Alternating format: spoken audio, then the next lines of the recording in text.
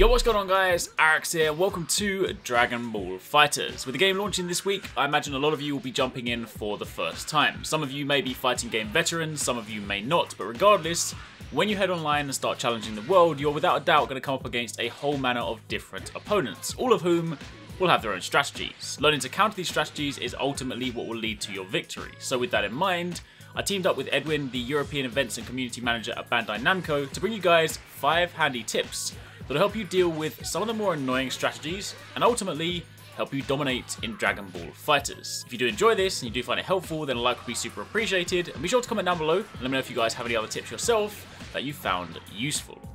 Now, let's kick things off with number 1 and go over how to counter the super dash using your anti-air. I'm sure by now you're all familiar with this move here. This is the super dash. You perform this by pressing R2 and it homes in on your opponent. It's a great move for covering ground. It's also useful for dealing with projectiles, as you'll find out a little later in this video, but it's also a move that a lot of people spam, and if you don't know how to deal with it, or better yet counter it, then it can be quite dangerous. Well, lucky for you, there's a very easy way to counter this, and that is with your anti-air. Every character in the game has an anti-air attack, and it's performed by holding down and pressing circle. If you pull off this move as the super dash is coming towards you, provided you time it correctly, the anti-air will always win. So if you're caught in a situation where your opponent is constantly rushing you with this move, trying to force you into a corner, then this should help you deal with it. And if you do connect with this, you can also follow the anti-air with a super dash of your own if you want to follow up the attack in the air for a little bit of extra damage. Another thing to keep in mind as well is that heavy moves are unsafe on block, and by that I mean if your heavy attack is blocked, you're left open. So a common tactic following a blocked heavy attack is to cancel into a super dash. So if you block a heavy attack from your opponent, keep in mind that a super dash might well be coming up next, meaning you once again have an opening to counter with your anti-air. Next up, moving on to number 2, how to counter projectile spam. This is a very common tactic that you'll see a lot in fighting games, especially when people are new to the game, and it seems like an easy win strategy. Every character in the game has some sort of projectile on X. Pressing that repeatedly will allow you to spam out projectiles, and it can be really frustrating to be on the receiving end of this if you don't know how to properly counter it. Sure, you can sit there and block and try and slowly edge forwards, or you can try and time your jumps to get over it, but if you mess that up even once, you're still leaving yourself open to the barrage of projectiles. Well, enter the super dash, the move we just learned how to counter. The super dash is uniquely qualified for dealing with this because it will allow you to pass through most projectiles. As you can see here, despite the speed at which Vegeta is able to throw out ki blasts, I'm still able to cut through them like they're nothing. However, I did mention that this is capable of passing through most projectiles. By that I mean the smaller ones. This is something you have to learn as you go, but generally speaking, the smaller ones that often come from simple X inputs are the ones you can dive through. Meanwhile, if you try to super dash through something like a Kamehameha, yeah, that's not going to work. So in that instance, you're better off either moving out of range and simply backing up, or blocking it and then following up with a super dash in the downtime. Typically, the bigger projectile moves have a short recovery window after using them, so provided you block the hit, you can often use that small window to close the gap. As you can see in this example, I can jump, block, and then super dash to get in, and then begin dealing with the opponent.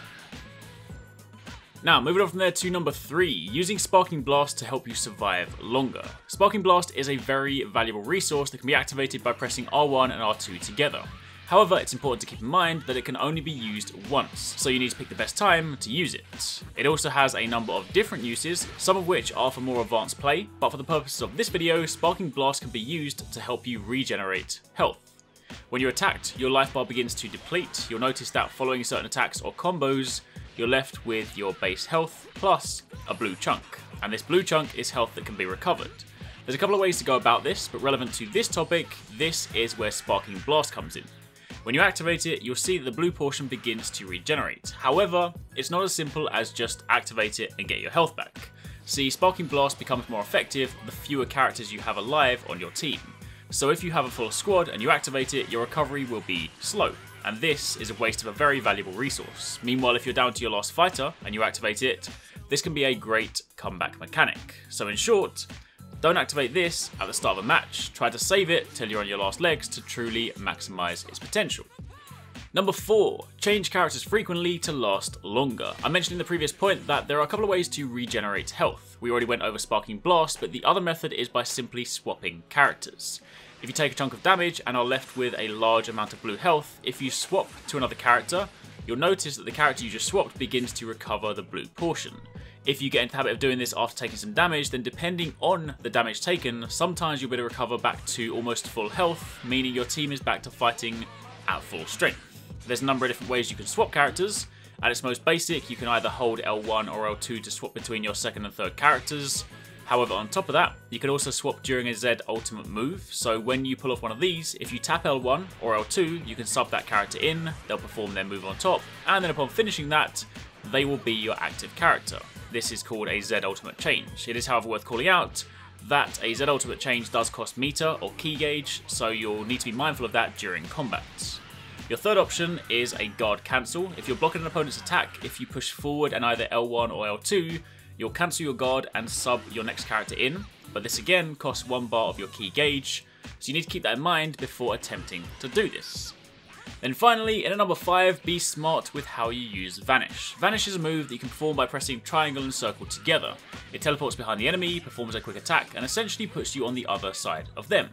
It looks super cool, and given how on the surface it seems a rather safe move to use, there's no surprise that a lot of people gravitate towards this, but in truth, Vanish isn't all it's cracked up to be. In fact, you should really only use it in select situations. First up, Vanish uses a full bar of your key gauge, so it's a pretty resource intensive move. And when you factor in that things like your Z ultimate moves or your different methods of swapping characters also use this resource, then it's not really something you want to be wasting teleporting all over the screen. It also doesn't do a great deal of damage. The hit that connects is so weak that it does less than 1/10 of the enemy's health bar, so it's really not worth using as a standalone move. Plus, if you're fighting an opponent with a strong zoning strategy, then putting yourself on the other side of the screen is just going to put you in the same predicament you were just in, only on the other side. So, when do you use it then? Well, one very good use of this, and something that will help a lot of new players that perhaps get forced into a corner by more aggressive players, is that it's a great way to escape the corner. Say you're pinned here, getting pressured by a flurry of projectiles or combos, and no matter what you try, you just can't seem to get out of the corner. Pulling off a Vanish here will put you on the other side of your opponent, and suddenly they are then the one in the corner. This then provides you a great opportunity to give them a taste of their own medicine, or just back off and give yourself some breathing room. The other reason you don't want to rely on Vanish too much is because if people see it coming, the anti-air move from point number 1 can also be used to counter Vanish. Right before the hit connects, the screen freezes for a second. If you input your anti-air command right here, you'll counter a Vanish. So against more experienced players, it's actually a pretty risky thing to rely on too heavily. So for now, just use it to escape the corner. But that, my friends, is pretty much it. Hopefully you guys enjoyed the video, and hopefully you learned something new. If you can put all of this into practice, then you should be holding your own online in no time. Of course, there's always room for improvement, and this is just the beginning. There's plenty of advanced stuff to cover too, but for the time being, this is a great starting block. Thanks very much for watching, take it easy, catch you next time, peace out.